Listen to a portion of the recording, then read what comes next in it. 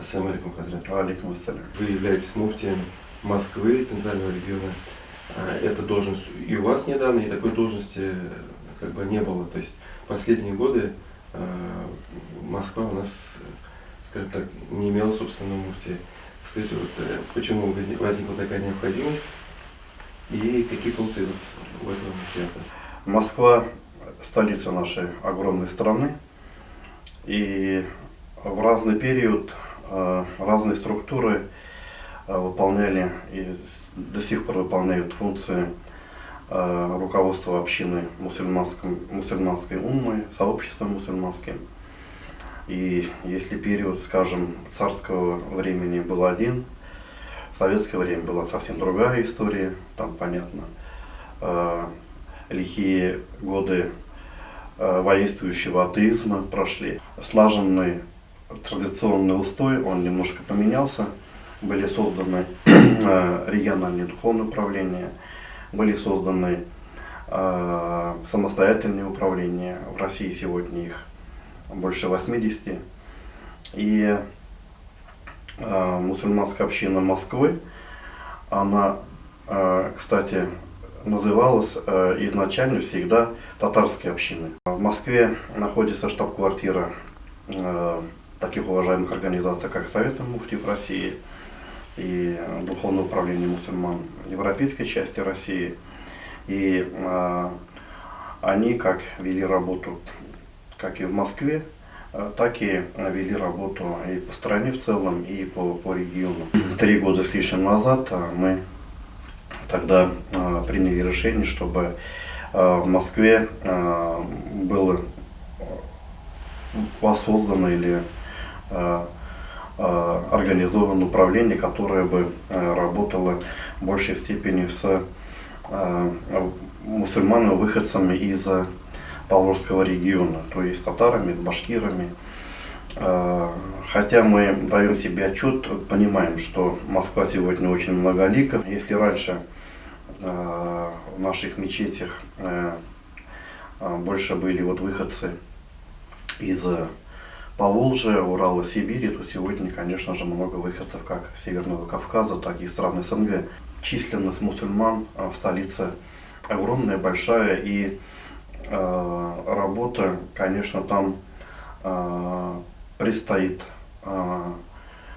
большая для всех, как говорится, хватит всем, и там нужно вести сегодня очень конкретную деятельность. Речь идет о нехватке мечети в течение всего года, то есть пятничные молитвы, там 5 времен намазов, или идет речь о том, что вот во время праздников, когда все-таки люди более активно идут в мечети? Проблемы есть как и по пятничным молитвам, так и есть и по большим праздникам.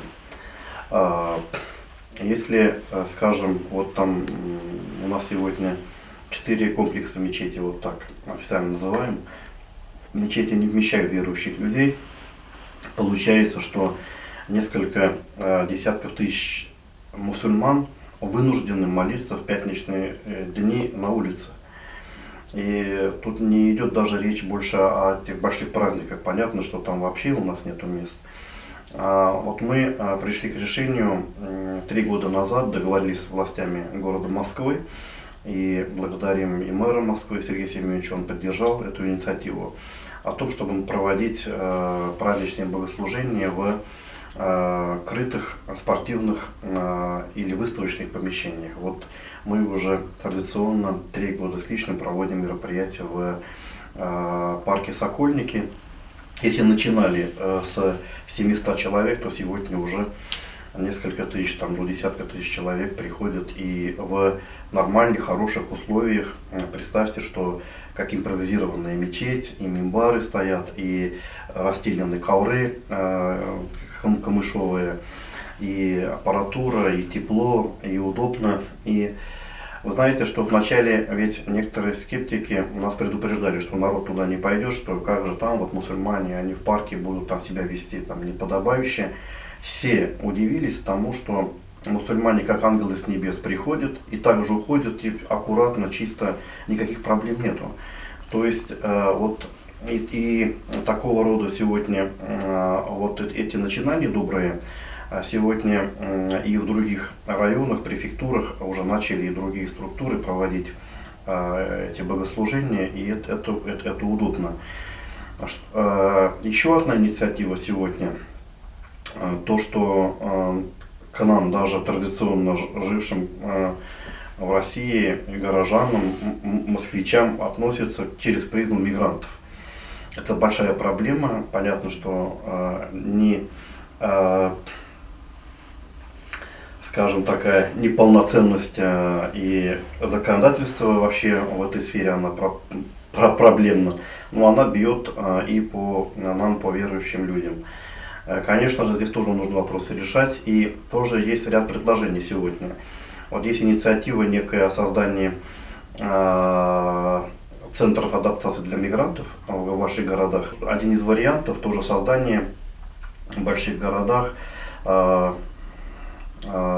домов татарской культуры. Вот я почему об этом говорю, это не новый пример, это пример работы татарской общины, скажем, в той же Финляндии, как татары там живут, там в одном помещении, в одном здании, вернее, у них и культурный центр, и театр у них, и концертная своя группа, там и воскресная школа, там и мечеть, там они проводят и меджлисы, там многофункциональные залы у них. Почему бы нам сегодня тоже вот таким образом не пойти?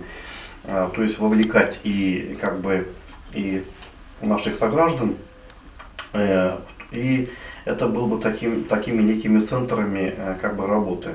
Если пятницу там мы будем проводить, скажем, вот службы, то воскресенье, выходные и другие дни там можно было поделить, чтобы проводить некие культурные мероприятия.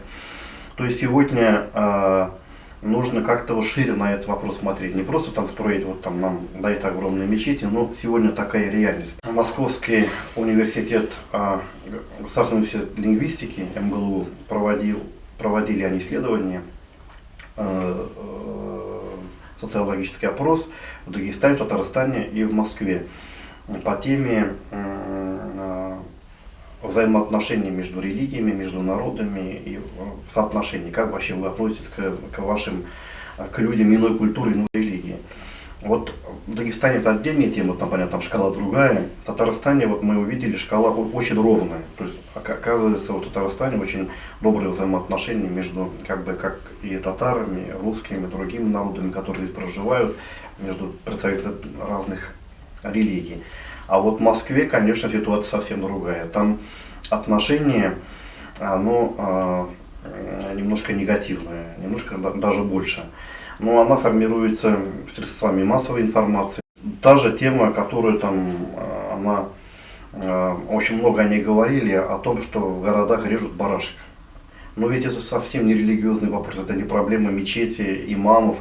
Ведь нужно было всего-навсего сотрудникам ГАИ запретить въезд в центр города фурам, большим машинам с барашками. Проблема вот такая. Просто нужно ей заниматься каждодневно, нужно как бы системно вести вот эту работу. Чисто организационно. Чисто организационно и по строительству мечети, я думаю, здесь нужно нам вовлечь и татарские центры, и башкирские центры, и национальные другие центры, и вместе не просто требовать, что вот нам нужны мечети, да, а как-то проводить такую разъяснительную работу и среди граждан другой веры, тех же православных христиан, чтобы было понимание того, что здесь с вами рядом молятся такие же граждане Российской Федерации, у нас права гарантированные Российской Конституцией, и мы никакие там террористы, экстремисты, а мы просто хотим как бы молиться Богу и как бы исполнять свой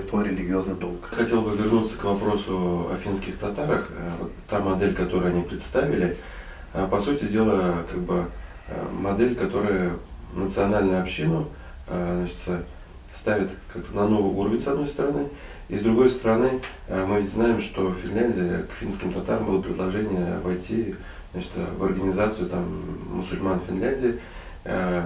Значит, татары сказали, что нет, вот наша вот община, наш культурный центр это сам по себе, то есть мы сами решаем свои вопросы, а вот, скажем так, общие там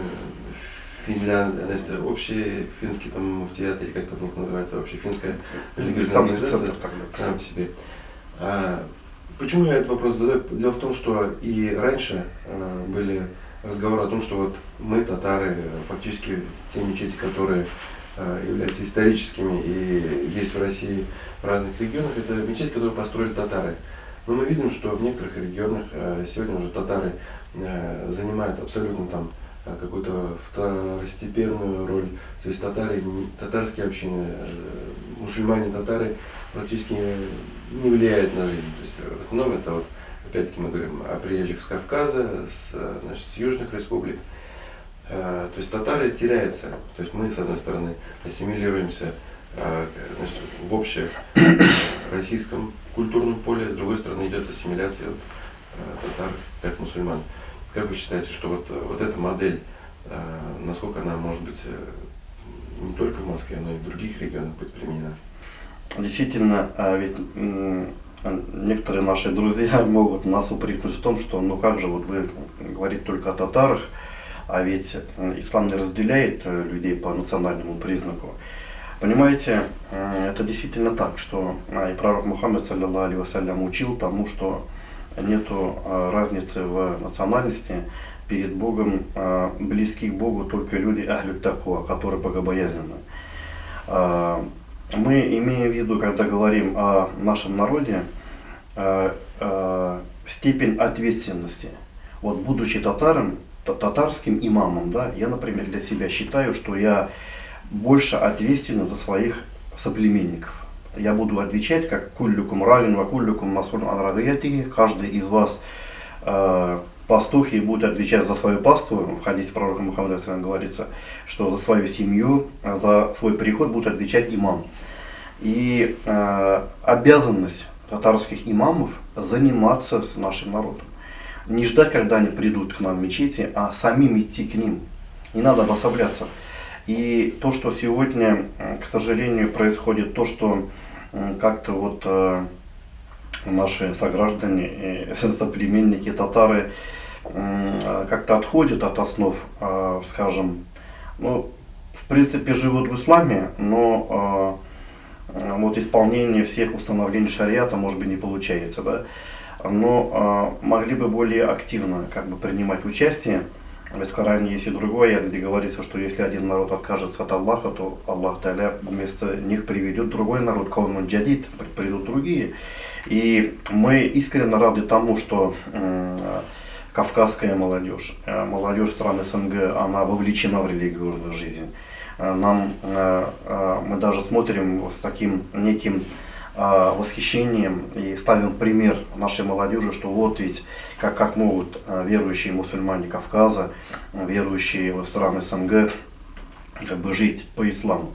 С другой стороны, вот вы говорили хороший пример Финляндии, я тоже знакомился с ней, именно в свете того, что как же вот нам, татарам, сегодня возродить татарскую общину в городах. Понятно, в селе это отдельная тема, хотя тоже там требует внимания. А вот в городах, как же ее восстановить? Вот, скажем, такая вроде мелкая проблема. Да? Вот раньше мы же помним с вами, что все даже меджлисы, которые татары проводили, всегда были через мечеть. Человек приходил в мечеть, там записывался в журнале. Там им определяли имама, там муадзина, там, которые приходили как бы к тебе домой и проводили меджлисы. Сегодня вот это все утрачено. Сегодня на каждой улице, у каждого куста есть свой там бабай, который там ходит, и связь с мечетью прервана. То есть те отношения, которые были раньше, сегодня их уже нету. И те ветераны, те бабаи, которые ходили в мечеть, сегодня они ушли, а молодежь, она не была вовлечена в ислам. А ведь на Кавказе, в СНГ людей воспитывали, людей образовывали по исламу, и у них есть определенные знания к этому. Вот в Финляндии, возвращаясь к этой теме, к ним приходили ведь и турки, и арабы в свое время. И когда началась некая вот такая, как вы говорите, ассимиляция, они попросили их как-то и помогли им создать свои общины. Как бы там есть турецкая община, там есть арабская отдельная.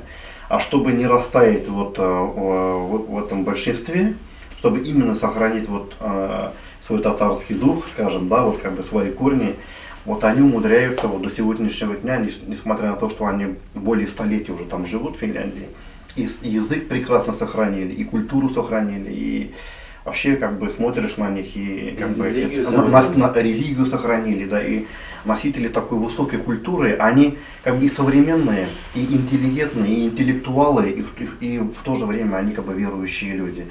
Поэтому здесь, конечно же, вот я прошу, чтобы и вы меня, и зрители правильно понимали.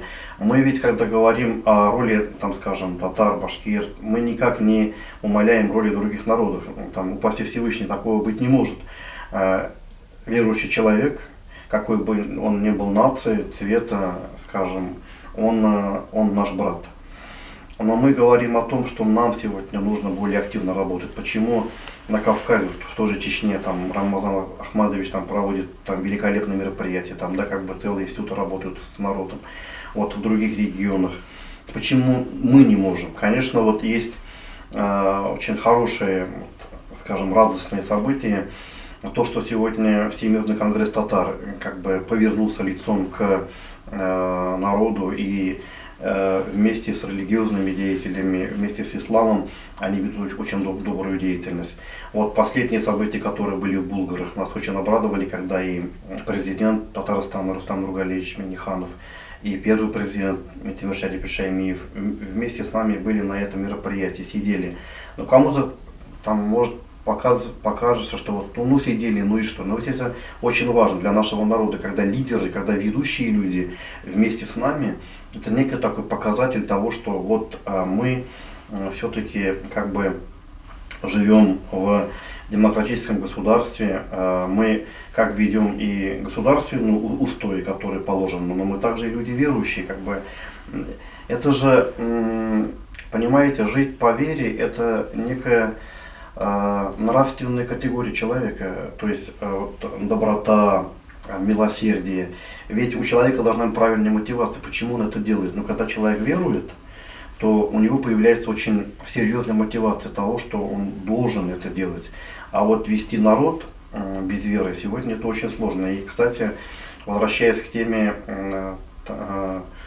того же радикализма, чрезмерности, жесткости в религии, почему она возникает? Она возникает именно потому, что молодежь наша, она как-то обделена вниманием, и ей нужно обращать внимание, нужно с ними общаться, нужно их вовлекать в работу, нужно им давать ту теплоту, которую они ждут от нас. И если мы не сможем это сегодня организовать, сделать это, вот, и как Всевышний нам повелевает, и как сунна пророка повелевает, то тогда этих ребят же на улице ждут вообще другие люди, маргиналы, которые просто используют этих людей. Они вроде им хорошо говорят, но фактически их используют. Поэтому перед, вообще скажем, татарским народом, перед нами стоит очень серьезные задачи сегодня. Да, вот как, кстати, президент говорил, Рустам Нургалиевич, что очень серьезные сегодня экономические показатели Татарстана, да? Но ведь не только экономикой можно вести страну. Вот, слава богу, вчера начались великолепные события в Сочи.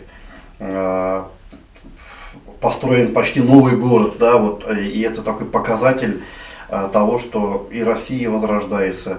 Но без духовности, если мы не сможем заполнить наши сердца духовной силой, то ведь тогда никакие границы нам не помогут сохранить себя. И мы исчезнем как народ, мы и как индивиды, мы потеряем свои национальные как бы вот, традиции, и это важно. Религия ведь она не, вот некоторые не понимают, думают, что религия, в том числе и ислам, ведет к тому, чтобы человек полностью растаял в общем мусульманском сообществе, чтобы он забыл там свои корни, свои традиции, язык, но не может этого быть.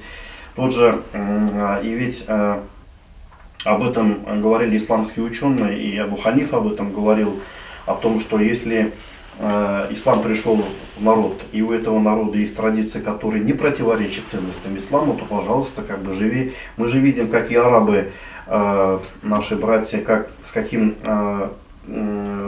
трепетом относятся к своим традициям. Да? Вот, ну, я могу привести там тысячи примеров.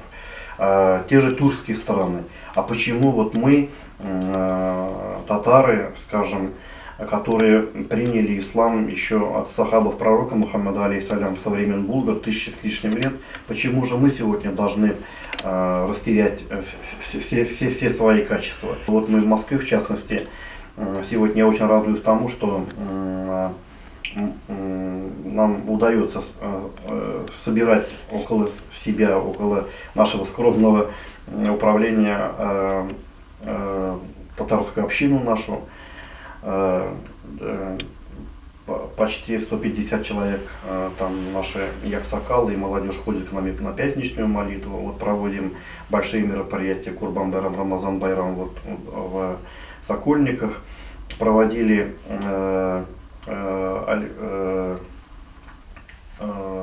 мы соревнования по татарской борьбе в доме Садуллаева.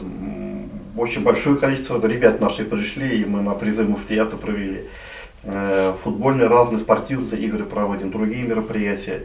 Каждый четверг мы уже с июля того года проводим у нас дискуссионный клуб, куда приходит молодежь наша. Вы являетесь членом общественной палаты, и, соответственно, вам приходится взаимодействовать с государством, значит, не только с властями Москвы, но и как бы на более высоком уровне.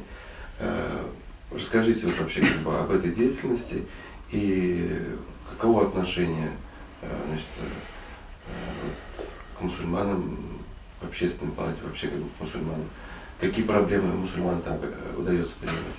Я уже, получается, вот третий созыв уже буду в палате. Первый раз мою кандидатуру предложили 22 организации из Чувашии.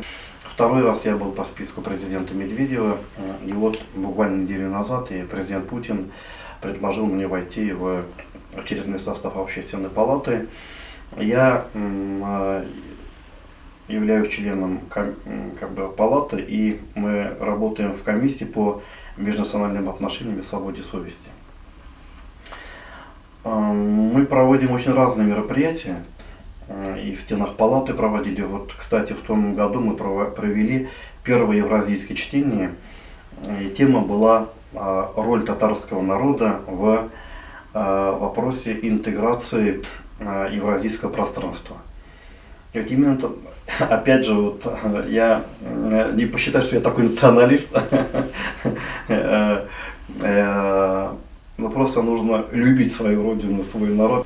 Татарский народ уже, как и другие народы в России, внес огромный вклад вообще в укрепление российского государства. И ведь наши имамы, они помогали интеграции Казахстана в свое время в Россию. Именно ведь татарские муллы, башкирские муллы там преподавали, обучали людей, вели переговоры с казахскими ханами на Кавказе, в той же Японии, в Австралии, в Финляндии татары наши в царские времена еще тоже в миссионерской деятельности вели работу. То есть вот мы говорили и об этой теме. Вообще в палате обсуждаются разные актуальные вопросы. Нету никакого там запрета, табу там, вот, на разные темы. Просто нужна инициатива. Вот мы вот сейчас в действующем созыве, кроме меня, там еще есть еще 3 муфтия. Это и Шафик Хаджи Пшихачев из Кавказа, и еще с Мордовии Фахим Шафиев Хазрат и Дамир Хазрат Мухиддинов от Совета муфтиев. Вот они тоже ведут свою деятельность. Татарстан представляет Ильгиз Калимулыч, вот он тоже вот мои коллеги. На моей памяти, что вот в том году лично вот даже я провел там несколько десятков мероприятий. Это круглые столы, это тема и мигрантов, и религиозные вопросы. Та же вот тема запрещения исламской литературы, когда вот там была такая большая тема запрещения перевода смыслов Корана, там Кулиева, когда вот тоже был вопрос возникал, но сегодня как бы уже этот вопрос решен. Палата ведь занимается также и экспертизой законопроектов, которые сегодня вот там поступают, и от президента, и от Госдумы поступают. Мы также работаем вместе в дружеских отношениях рабочих и с профильными комиссиями и Совета Федерации, Государственной Думы. И как-то вместе пытаемся решать наши общие вопросы. Есть общественные палаты у нас и в регионах.